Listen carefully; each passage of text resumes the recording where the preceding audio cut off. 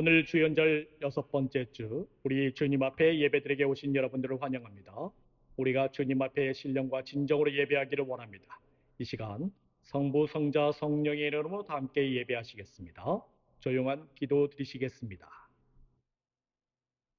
여호와께서 다스리시니 만민이 떨 것이요 여호와께서 그룹 사이에 좌정하시니 땅이 흔들릴 것이로다. 시온에 계시는 여호와는 위대하시고 모든 민족보다 높으시도다. 주의 크고 두려운 이름을 찬송할지니 그는 거룩하심이로다. 아멘. 우리 다 함께 자리에서 일어나 찬송가 67장 부르시겠습니다.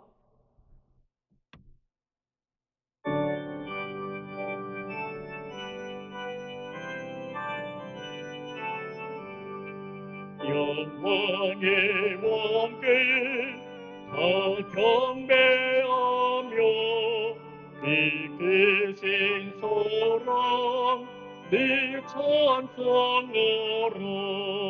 예부터 영원히 전방패시니 그 영광의 주를 다 찬송하라. 능력과 은혜 다 찬송하라. 그 호선의 빛 그 지붕 궁창 그 눈의 소리로 주모하시고 폭풍의 날개로 달려가신다.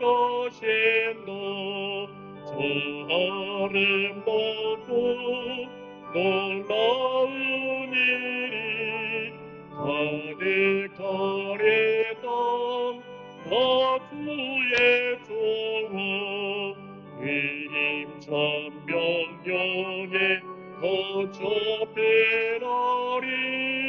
저 푸른 바다는 걷자라게로 지그릇같이 열약한 인생 지휘되어야 네 강건하리. 온 백성 지신 만왕의 신이 이 점이 영원히 변함없어라.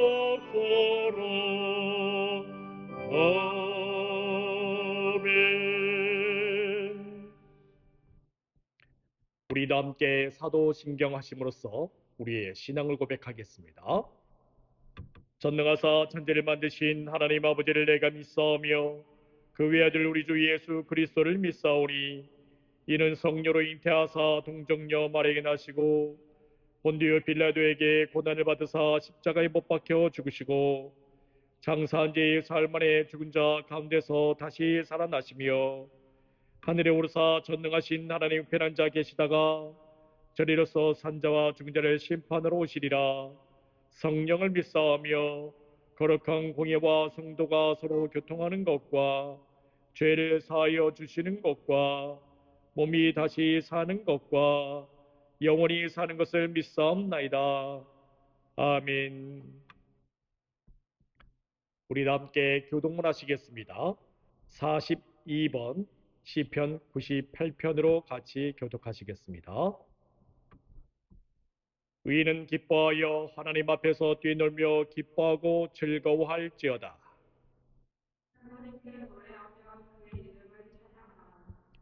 하늘을 타고 광야에 행하시던 일을 위하여 대로를 수축하라.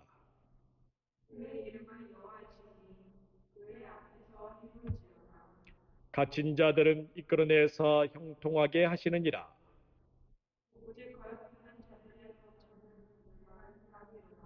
다 같이 하겠습니다.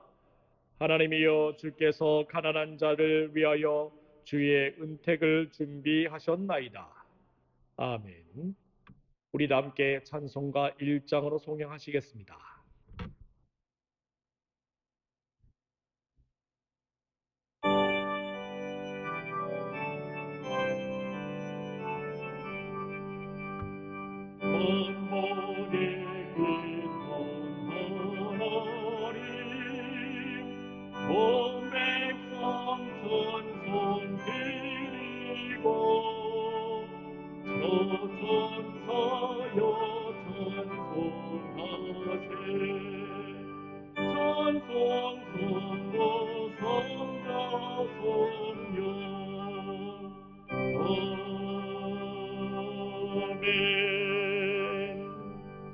자리에 앉아 주시기 바랍니다.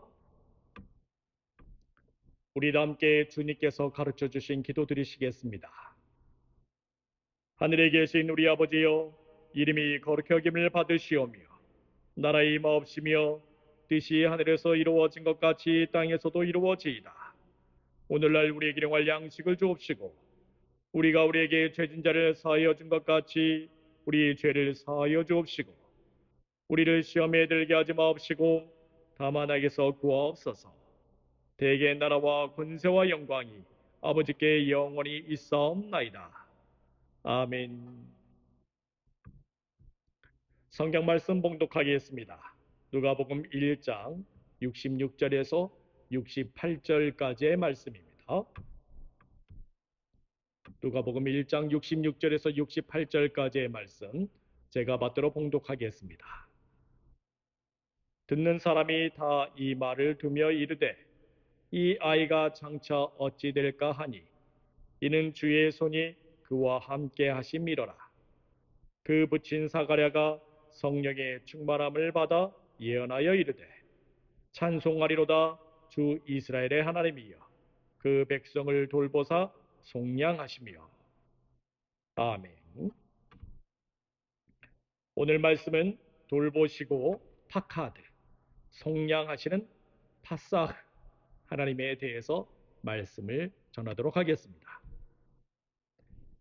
엘리사벳의 이웃과 친족들은 하나님의 크신 긍휼하심에 대해 함께 즐거워하였지만 그녀의 지조 있는 신앙에 대해서는 의문을 제기하였습니다. 아이의 이름을 사가랴라 하지 않고 그 이름을 요한이라 부르는 것에 대해 매우 고집있어 보였기 때문입니다. 그래서 사람들은 엘리사벳의 고집을 꺾지 못하고 이제 사가랴에게 그 아이의 이름을 무엇이라 지을 것인지 물었습니다. 사가랴는 그들에게 서판을 하나 달라고 하지요. 그 아이의 이름을 요한이라고 하며 한 채의 망설임도 없이 일필휘지로 써 내려갔습니다. 사가랴와 엘리사벳의 이와 같은 행동은 그들이 하나님의 말씀을 전적으로 순종했기 때문입니다. 그들은 말씀에 토를 달지 않고 말씀에 굳건히 서 있었습니다. 그들은 말씀을 듣기는 들었어도 여기에서 이 말을 들어보고 저기에서 저 말을 들어보면서 주신 말씀을 평가해 보지 않았습니다. 그저 그들은 주신 하나님의 말씀이 최상임을 알고 그 말씀을 붙들고 말씀대로 행하였습니다. 그와 동시에 이제 비로소 사가랴의 입이 열리기 시작합니다. 그의 혀가 풀리고 그는 하나님을 찬송했습니다. 여기에서 사가랴의 입이 열리다라고 말하는 헬라어가 있습니다. 아네오 그대라는 말은 혀가 풀렸다라고 말하는 헬라어 그로사라는 말과 결합하여 있습니다. 결국 사가랴가 말 못하게 되는 이유가 무엇입니까? 혀가 굳어있기 때문이었습니다. 우리는 출애굽기 4장 10절에서 모세가 하나님의 말씀을 따박따박 반박하다가 그의 혀가 뻣뻣하게 굳어버리게 되었다는 사실을 알고 있습니다. 하나님께서는 모세를 이스라엘 백성에게 보내어 그들을 애굽에서 나오게 하여 광야에서 예배를 드리도록 하는 사명을 주셨습니다. 하지만 모세는 하나님의 말씀을 믿지 아니하고 부당한 증거를 내보이면서 그 일을 감당하려고 하지 않았습니다. 그로 인해서 하나님께서는 모세 대신 아론을 세워서 모세의 역할을 감당하도록 합니다. 모세는 지팡이만 휘둘러 두었지 결국 아론이 그 모든 일을 다 감당하게 됩니다. 그러나 여러분들, 사가랴는 그의 혀가 풀리게 되었습니다. 그가 하나님의 말씀을 받아들이고 그가 하나님의 하시는 모든 말씀에 순종하게 했다고 다짐함으로써 사가랴는 모세와 달리 그의 혀가 풀리게 된 것입니다. 그리고 그의 혀로 하나님을 찬송하게 되었습니다. 그로 인해서 사가랴 근처에 있는 사람들은 두려움을 갖게 되었고, 이 모든 일은 유대 온 산골에 두루두루 퍼지게 되었습니다. 사가랴는 믿음으로 아이의 이름을 요한이라고 하자 그동안의 모든 의심과 근심, 걱정, 불안과 불신이 사라지고 천사가 전하여 준 말씀이 열매로 나타나고 있지만 사가랴의 근처에 있는 사람들은 그것이 오히려 두려움으로 변하고 있습니다. 그런데 여러분들, 이 사건이 왜 두려움을 갖게 되는지 아십니까? 그것은 그 사건이 나의 경험이 아니라 소문을 듣게 되면 오히려 두려움을 갖게 된다는 것입니다. 내가 그 사건의 현장 가까운 곳에 머물러 있다면 그것은 오히려 나에게 두려움이 되는 것이지요.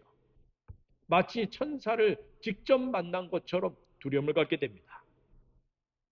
물론 우리가 항상 사가랴의 기적적인 사건을 매번 그렇게 직접적으로 경험할 수는 없습니다.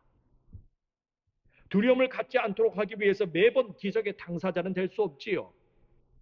그러나 사건의 소문을 들어도 두려워하지 않는 비결이 있습니다. 사건에 대해서 오히려 태연하게 받아들일 수 있는 비결이 있습니다. 드디어 올 곳이 왔구나 하면서 매우 의연하게 그 자세를 보여줄 수 있는 힘이 있습니다. 그러한 자세는 어디서 나옵니까? 네, 그것은 내가 이 사건에 대해서 미리 알고 있는 것입니다. 내가 이 사건을 미리 체험해 보는 것입니다. 하나님의 역사임을 믿음으로 깨닫고 있으면 모든 사건에 대해서 태연하게 반응할 수 있습니다. 여러분들, 지금 사가랴의 소문이 어디로 퍼지고 있습니까? 네, 그렇습니다. 그 소문은 유대 산골에 퍼지고 있습니다. 그렇다면 그 소문은 이제 마리아에게까지도 그 소문이 들어가게 된 것이지요. 이전에 마리아가 엘리사벳을 만나기 위해 유대 산골을 지나 사가랴의 집까지 나아갔던 일이 있었습니다.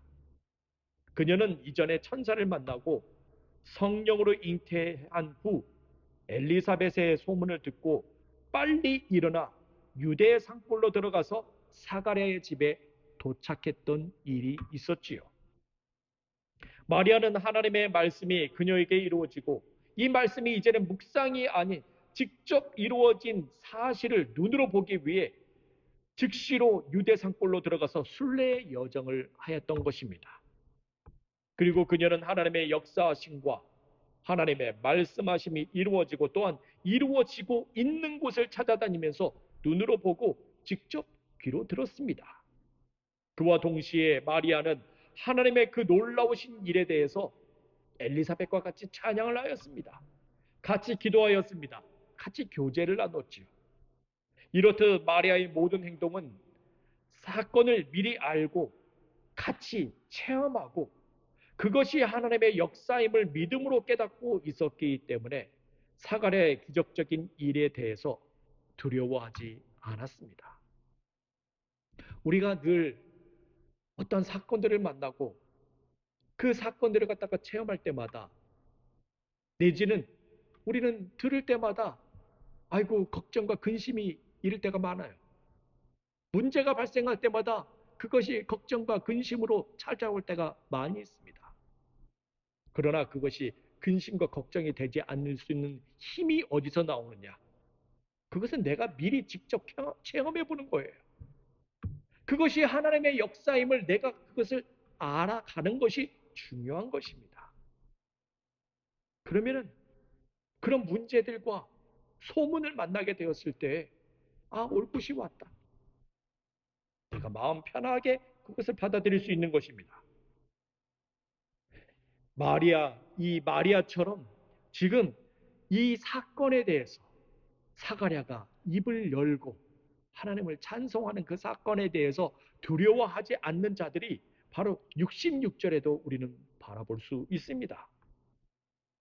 듣는 사람이 다 이 말을 마음에 두며 이르되 이 아이가 장차 어찌 될까 하니 이는 주의 손이 그와 함께 함이러라. 이제 이 모든 소식을 들은 사람들은 엘리사벳과 사가랴의 지조 있는 신앙과 그로 인한 하나님의 크신 역사와 기적에 대해서 마음을 두었습니다. 여기에서 그들이 마음을 두다라고 말하는 헬라어가 있습니다. 티데나이엔이라고 말을 합니다. 이것은 어떤 일이 벌어질지에 대해서 미리 예측하는 것입니다. 그리고 그 일에 대해서 대비하는 것을 뜻합니다. 말하자면 유비무환과 같은 말입니다. 미리 준비해두면 근심될 것이 없다는 말이죠. 네, 그렇습니다. 사가랴와 엘리사벳의 근처에 있는 모든 사람들은 두려움으로 가득 차 있었지만 유대 산골에서 마리아처럼 소문을 듣고 이제 어떤 일이 벌어질지 미리 대비하고 있는 자들은 걱정, 근심, 두려움을 갖지 아니하고 앞으로 이 아이가 어떤 아이가 될 것인지 그 일에 대해서 유심히 바라보고 있었던 것입니다.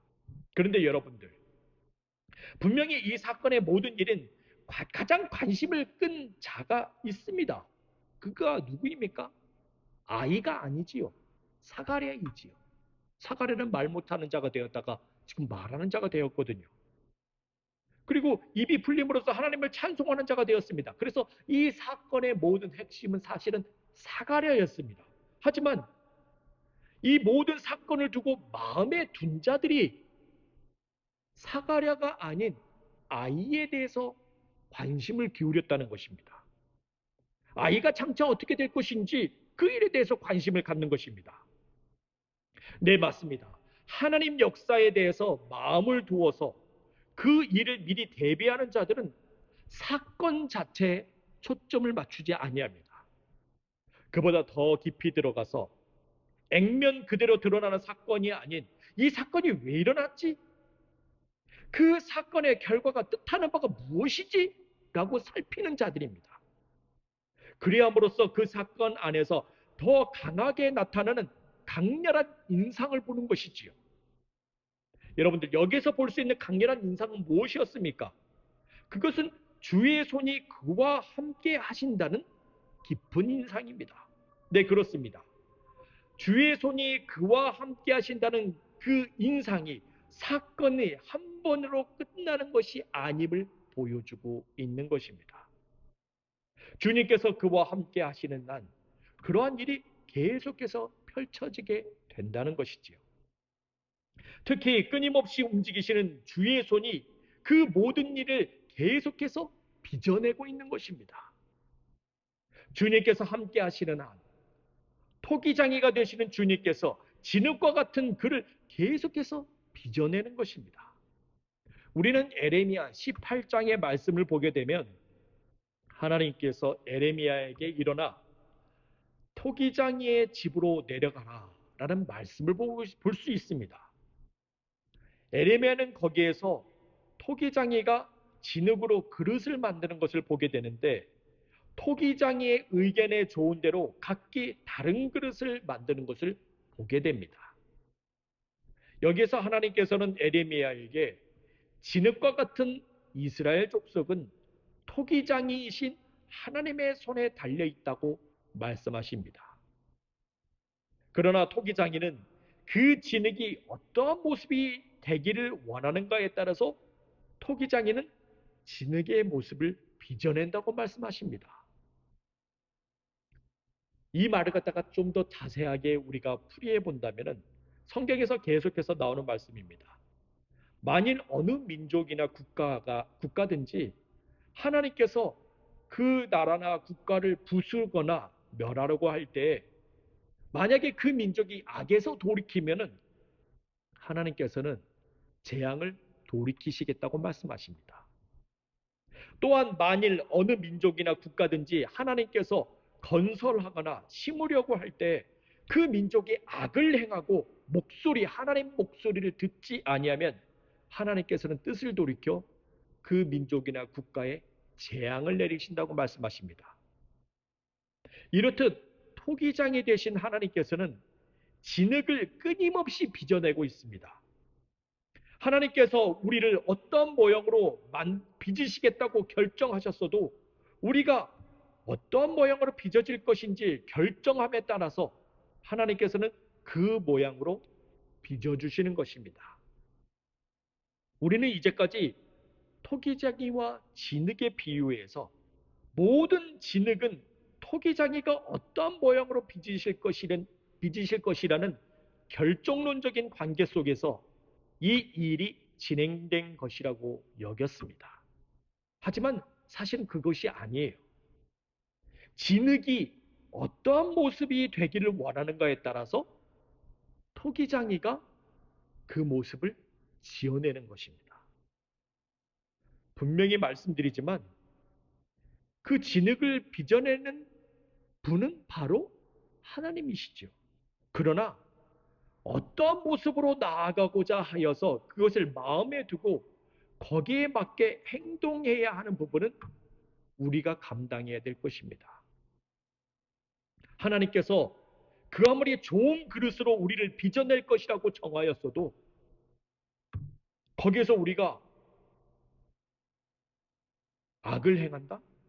말씀대로 행하지 않는다? 그러면 하나님께서는 그 그릇을 좋지 않은 그릇으로 만들어 버리십니다.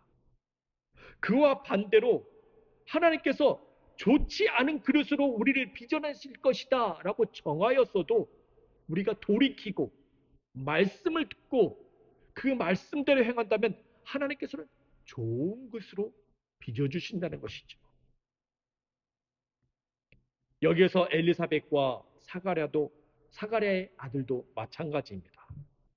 사람들은 그가 하나님의 손을 통해 빚어지는 아들이어도 과연 그 아들이 어떤 방향으로 자라날 것인지 거기에 대해서 유심히 바라보고 있었던 것입니다.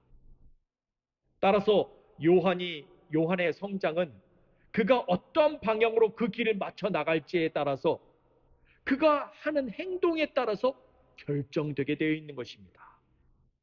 그리고 그 성장의 일환으로서 요한의 아버지 사가랴가 그가 올바른 믿음의 성장을 이루기 위해 성령의 충만함을 받아 예언하며 그의 길을 돕고 있습니다. 67절 말씀 보도록 하겠습니다. 그 붙인 사가랴가 성령의 충만함을 받아 예언하여 이르되, 우리가 이 구절에서 볼 수 있듯이 사가랴의 이름 앞에는 붙인이라는 말이 있습니다. 그래서 말씀의 전반적인 내용은 그 아들의 믿음과 연결되어 있음을 우리는 알 수 있습니다. 사가랴는 요한의 아버지로서 요한의 믿음 성장을 돕는 방향으로 나아가고 있습니다. 우리가 이전에 보았던 말씀 누가복음 1장 41절에서 엘리사벳이 마리아가 문안함을 들음에 아이가 복중에서 뛰노는지라 엘리사벳이 성령의 충만함을 받아라는 말씀을 볼 수 있듯이 성령의 충만함이라는 것은 현재의 상황을 완전히 변화시켜 버리는 것입니다. 신학적인 용어로 얘기하면 종말론적 성령 강림이라고 얘기하죠. 성령 강림이란 두 개의 헬라어가 합쳐져 있습니다. 성령이라고 말하는 푸뉴마와 능력이라고 말하는 디나미스라는 말이 동시에 사용됩니다. 따라서 성령 강림이라는 것은 모든 상황을 일순간에 변화시킬 수 있는 능력을 일컫습니다. 우리가 감히 상상할 수 없는 일이 우리 앞에 펼쳐지는 것을 의미합니다. 우리가 당연하다고 여겼다는 것이 완전히 바뀌게 되는 것이지요.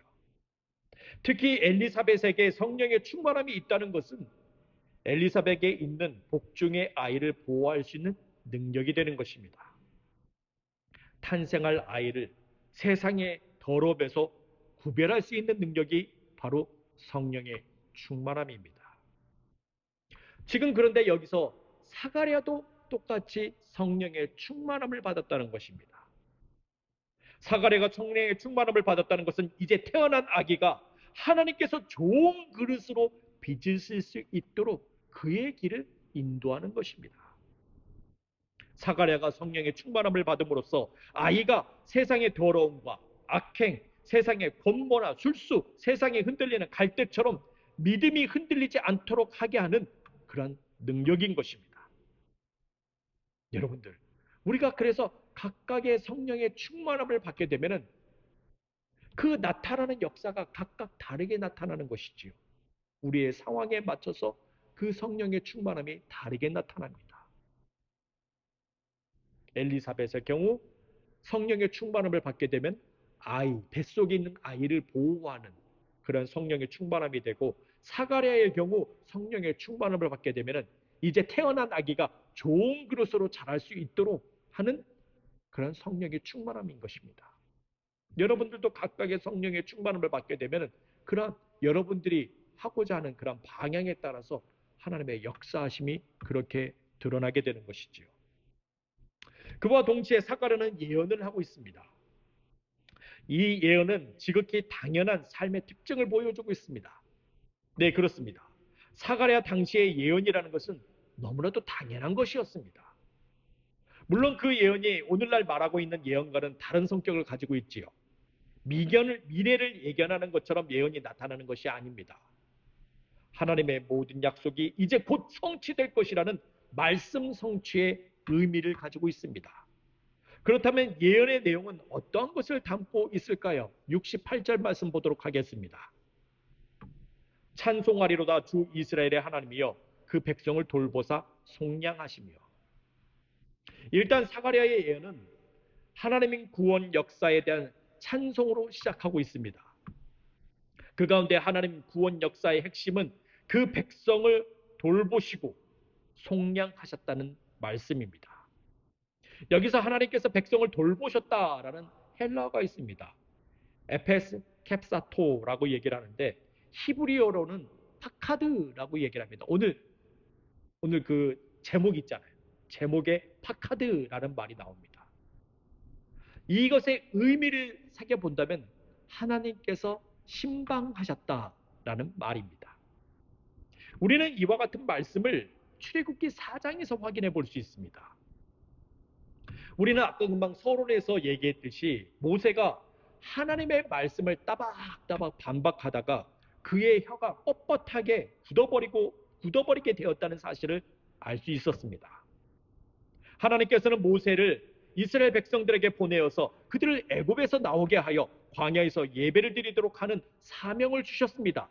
하지만 모세는 하나님의 말씀을 믿지 아니하고 부당한 증거를 내보이면서 그 일을 감당하지 아니하려고 했습니다.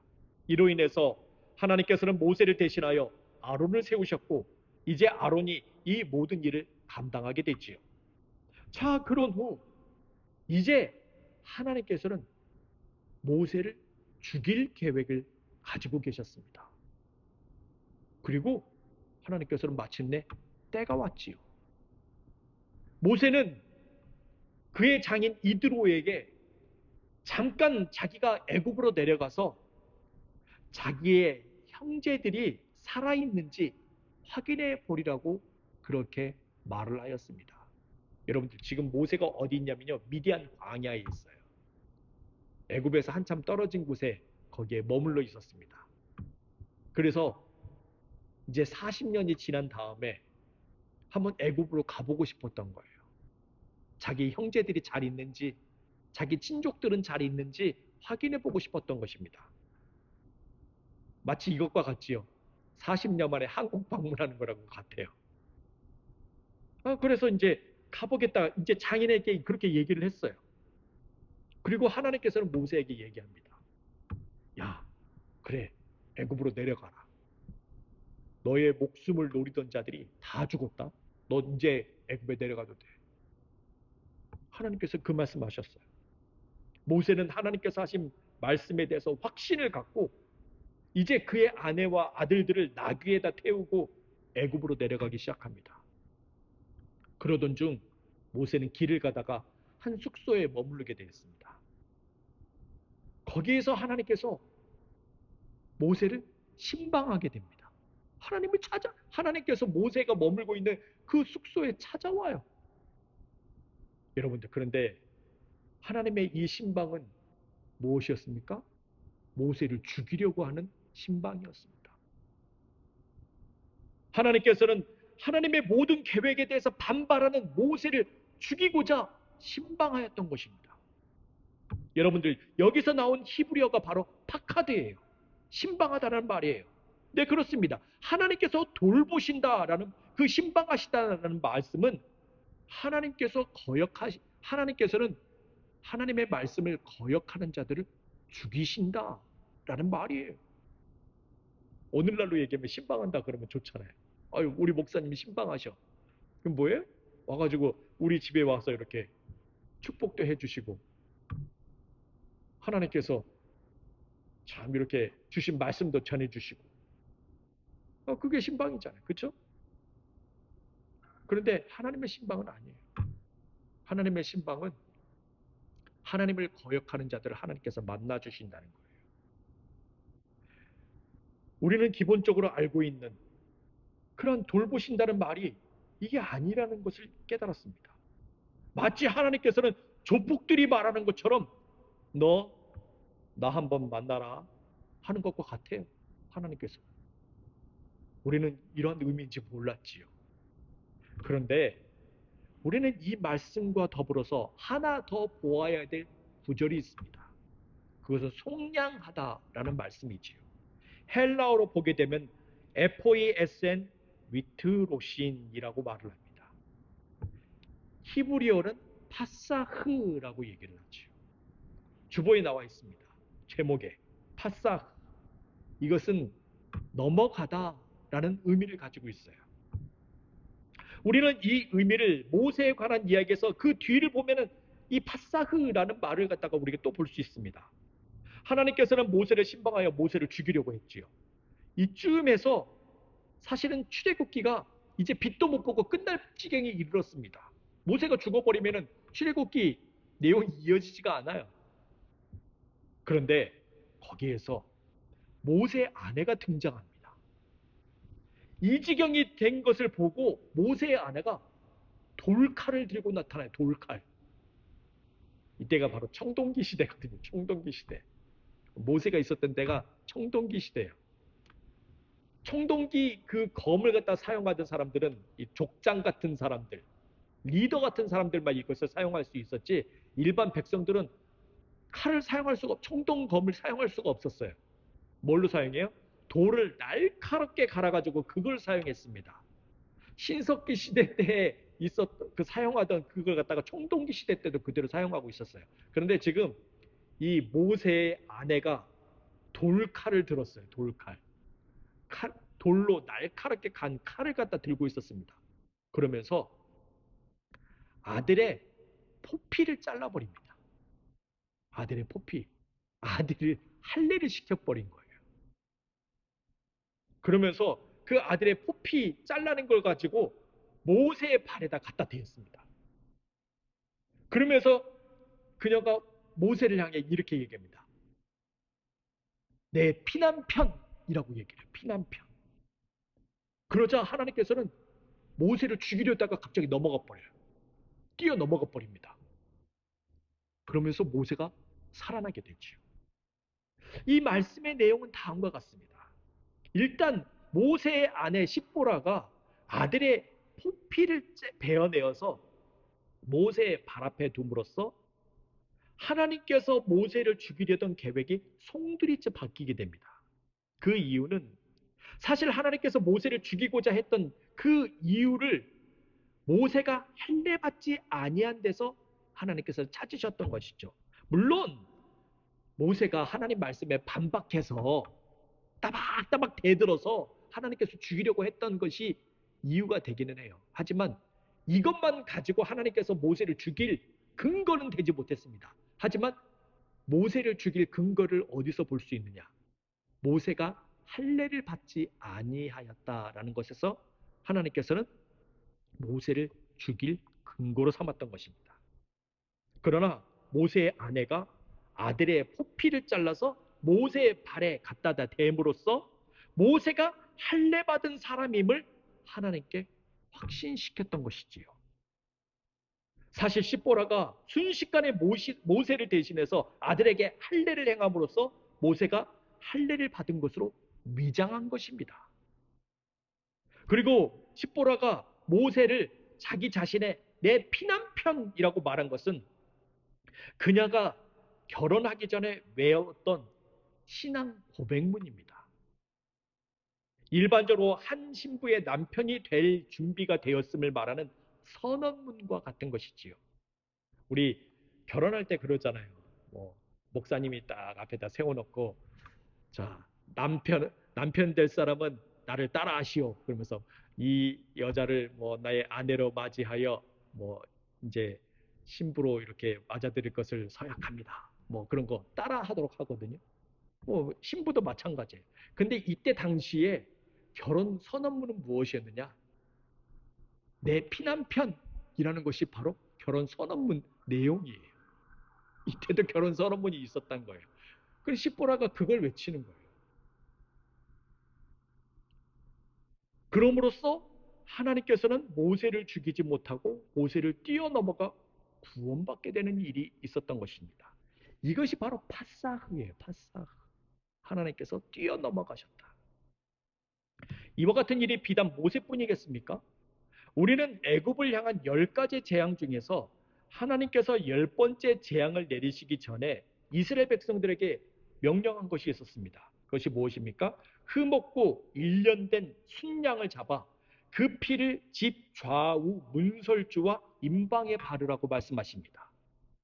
하나님께서는 애굽 땅을 칠 때에 피가 있는 집은 표적이 되어서 피를 볼 때 넘어가신다고 말씀하시지요. 여기서 넘어가다라고 말하는 히브리어가 바로 파사흐인데 그 의미가 어떻게 되어 있느냐? 흐느적거리다, 쩔뚝거리다, 깡총 뛰다 라는 그런 의미를 가지고 있습니다. 말하자면 하나님께서 6월절 어린 양을 피를 볼 때 마치 춤을 추듯이 그 집을 넘어가신다는 말씀입니다. 여러분들, 이것이 바로 하나님의 구원이에요. 하나님께서는 구원을 이루실 때 거기를 갖다 춤을 추면서 넘어가십니다. 그 아무리 하나님께서 그를 죽이시려고 파카드 신방하셨어도 어린 양의 피가 있으면 하나님께서는 파사흐 넘어가신다는 것이지. 이것이 바로 구원을 위한 속량입니다. 네, 그렇습니다. 하나님의 구원의 속량은 어떤 일이 벌어질 것인지 미리 예측하면서 그 일을 대비하는 것에 있습니다. 사건 자체에 초점을 맞추지 않고 하나님 역사에 대해서 마음을 두면서 그 일을 미리 대비하는 것입니다. 그보다 더 깊이 들어가 액면 그대로 드러나는 사건이 아닌 이 사건이 왜 일어났지? 그 사건의 결과가 뜻하는 바가 무엇이지? 그것을 살피는 것입니다. 하나님께서는 우리를 어떠한 모양으로 빚으시겠다고 결정하셨어도 우리가 어떠한 모양으로 빚어질 것인지 결정함에 따라서 하나님께서는 그 모양으로 빚어주시는 것입니다. 모세를 죽이려고 했어도 거기에 대해서 속량할 수 있는 파사흐, 그것을 대비함으로 말미암아 하나님께서는 모세를 뛰어넘어 가셨듯이 우리 또한 그것을 대비, 하나님께서 우리를 죽이시려고 준비하셨다 하더라도 우리는 거기에 대해서 미리 대비하는 거예요. 내가 방향을 다시 트는 것입니다. 그래서 하나님의 속량을 얻을 수 있는 방향으로 나아가는 거예요. 늦지 않았어요. 우리는 그냥 여기서 돌이키면 되는 거예요. 하나님께서 당장 죽이려고 모세를 죽이려고 했어도 십보라가 빨리 준비해가지고 자기의 아들이라 하더라도 할례를 행해서 그 포피를 갖다가 집어 던짐으로써 하나님께서 당장 넘어가 버리셨거든요. 그날 죽이려고 했단 말이에요. 하지만 하나님께서 뛰어 넘어가신다는 것이죠. 그건 뭐예요? 대비했기 때문이에요. 하나님께서 우리를 갖다가 얘는 나쁜 그릇으로 만들 거야 라고 준비하셨어도 아니요, 우리가 거기에 대해서 뜻을 돌이키면 돼요. 하나님 말씀에 대해서 귀를 기울이면 돼요. 하나님 말씀에 순종하면 돼요. 그러면 하나님께서는 이야, 안 되겠다. 내가 좋은 그릇으로 만들어야겠다. 하나님께서 그렇게 결정하신단 말이죠. 그것을 언제 해야 돼요? 지금 당장 해야죠. 아예 나는 어차피 그런 인생이야. 에이, 하나님께서 나쁜 그릇으로 나를 만들기로 작정하셨어. 아니요. 그게 아니에요. 당장 하나님께서 뛰어넘어갈 수 있도록 그것을 우리는 준비하면 돼요. 그러면 거기에 구원을 위한 속량이 있는 것입니다. 어떠한 모습으로 나아가고자 하여 그것에 대해서 마음을 두고 거기에 맞춰서 행동해야 되는 분은 우리가 해야 될 것입니다. 그러므로 구원을 위한 속량이 거기에 맞춰서 또한 우리의 방향을 틀어맞힐 때 하나님께서는 우리를 좋은 쪽으로 인도해 주시고 하나님의 그 선하신 방향으로 나아가게 하실 줄 믿습니다. 기도하겠습니다. 주님, 우리는 사건 자체에 초점을 맞추다가 허둥지둥되며 하나님의 역사가 지금 어디에 있는지를 우리는 알지 못할 때가 많이 있었습니다. 그리함으로써 그 일에 대해서 두려워하고 걱정하며 근심만 하다가 결국에는 우리의 방향이 정말 깨질 수밖에 없는 그런 그릇으로 변할 때가 있었습니다. 하지만 그리한다 할지라도 당장 돌이키고 당장의 악을 버리며 하나님 말씀에 순종하여 돌아온다면 우리 주님께서는 거기에 구속의 속량 은혜를 베푸실 줄 믿습니다. 주님, 우리가 대비하게 하시고 준비케 하심으로 그 방향으로 나아갈 때 하나님의 크고 놀라우신 역사를 체험하게 하여 주시옵소서. 예수 그리스도 이름으로 기도합니다. 아멘. 우리 다 함께 찬송가 383장 1절 부르면서 주님께 봉헌하시겠습니다.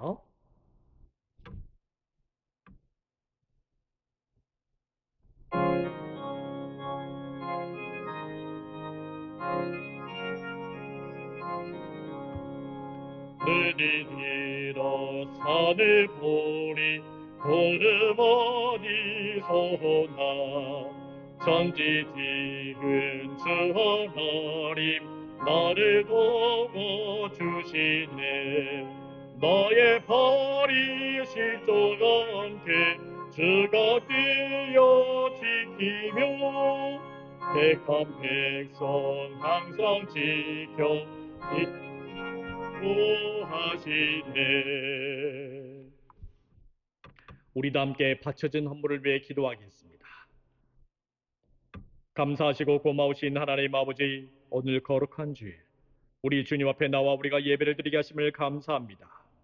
오늘 주신 은혜에 따라 11조와 감사와 주일연보를 바쳤습니다. 우리가 이 물질을 바칠 수 있도록 믿음과 힘을 주심에 감사합니다. 이 물질을 주님 앞에서 기뻐하며 감사하며 드렸사오니 우리 주님 받아 주시옵소서. 그리고 이 거룩하고 복된 주일에 우리의 모든 일을 풍성하게 하시며 평강이 넘치게 하여 주시옵소서. 주님, 우리가 마음을 두고 주님 하신 말씀을 듣고 그 일을 감당케 하여 주시옵소서. 우리가 어떻게 주님의 마음에 맞게 행동해야 할지 알게 하사 우리를 향하신 구원의 속량으로 나아가게 하여 주시옵소서. 우리가 늘 성령의 충만함을 잊게 하시고 세상의 더러움과 악행, 곤모나 술수에 흔들리지 않게 하사 좋은 그릇으로 빚어지게 하여 주시옵소서.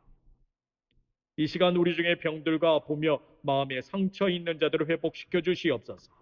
모든 근육과 병만은 예수의 이름으로 물러가게 하시며 모든 상처가 깨끗게 씻음받게 하여 주시옵소서. 오직 빛으로 비추고 소금으로 쓰임받는 귀한 삶이 있기를 원합니다. 오늘 모여진 예물들이 주의 사업을 위해 쓰여지는 곳곳마다 주님의 영광 나타나게 하시고 바쳐진 손길들을 기억하셔서 그 손길과 각 가정들이 생명력 넘치게 하여 주시옵소서. 예수 그리스도 이름으로 기도합니다. 아멘. 교회의 소식 알려드리겠습니다. 오늘은 주연절 후 제 6번째 주입니다. 성령께서는 우리의 약함을 도우십니다. 우리가 마땅히 기도할 바를 알지 못하지만 오직 성령께서 말할 수 없는 탄식으로 우리를 위하여 친히 간구하여 주십니다. 우리의 마음을 살피시는 성령께서 하나님의 뜻대로 간구하심으로 선을 이루게 하실 줄 믿습니다. 우리가 교회에 모여 예배를 드립니다. 교회에 오시지 못하는 분들은 카카오톡 라이브와 유튜브를 통해 온라인 예배하실 수 있습니다. 이메일을 통해 보내드리는 링크를 참조해 주시길 바랍니다. 오늘은 카카오톡 라이브에 약간의 오류가 생겨서 이게 화면을 갖다 다 보여드릴 수가 없었습니다. 여러분들 양해해 주시기 바랍니다. 우리 다 함께 자리에서 일어나 찬송가 461장 부르시겠습니다. 461장입니다.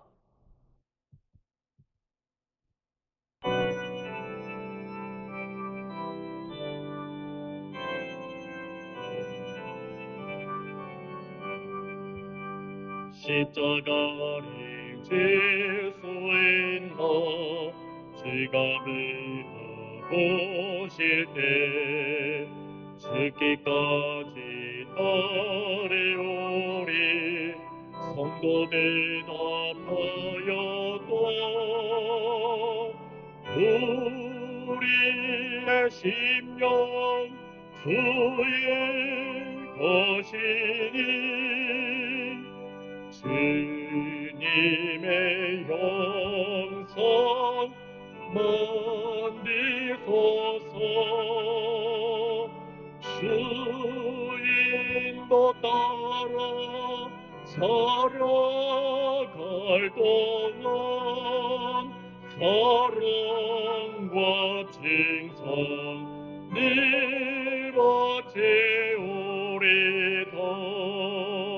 너는 기억하고 있나 우아빠닌 강도리 비가 외게 하였을 때 나고 너락받았다.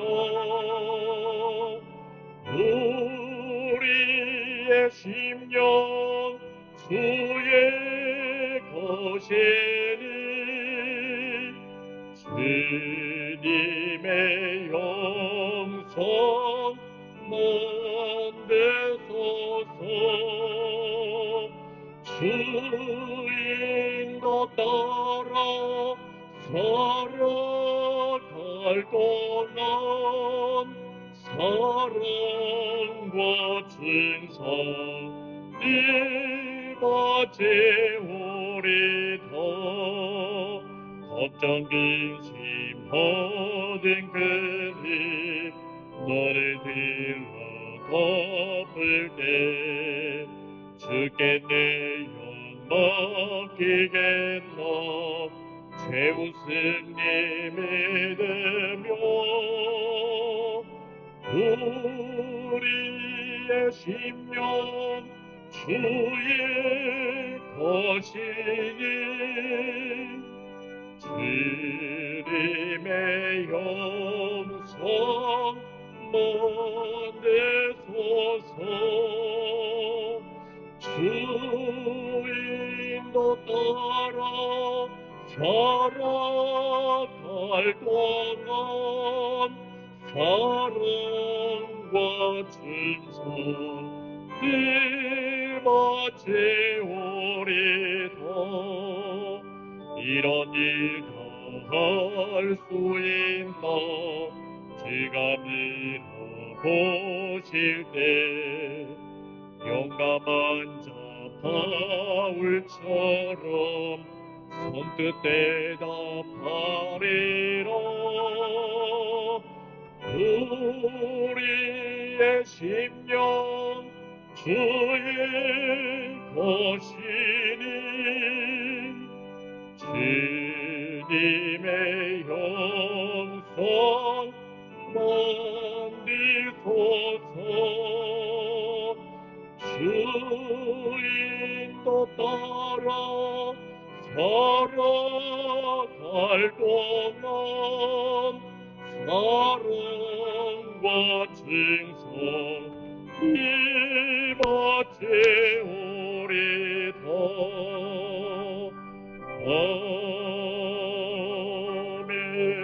아멘. 우리 함께 기도하겠습니다. 지금은 길이요 진리요 생명 되시며 부활 되신 우리 구주 예수 그리스도의 은혜와 하나님 아버지의 망극하신 사랑과 성령의 감화하시고 내주하시고 충만하게 교통하심이 구원의 속량을 입기 위해 말씀을 듣고 미리 대비하고 주님의 형상을 따라 좋은 그릇으로 빚어지기를 원하는 사랑하는 성도들 머리머리 위에 이들의 가정과 일하는 곳들과 공부하는 곳 그 모든 처소들 위에 두고온 고국과 이 미국 땅 위에 지금으로부터 영원토록 함께 하시길 간절히 축원하옵나이다. 아멘.